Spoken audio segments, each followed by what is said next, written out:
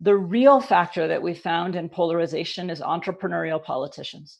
Politicians who decide that they're going to use polarizing strategies to mobilize identity groups to vote for them. And by using hatred for the other, these polarizing politicians can alter the political landscape extraordinarily quickly.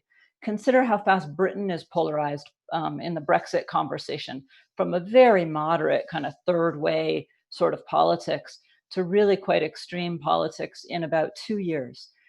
You see that in many, many countries, this just sudden slide that takes people by surprise.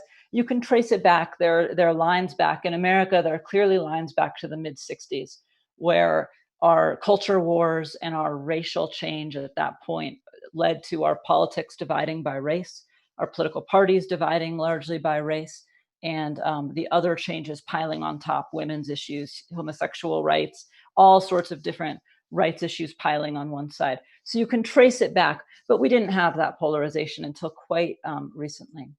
And then those politicians use warlike rhetoric, violent rhetoric, to increase the ante.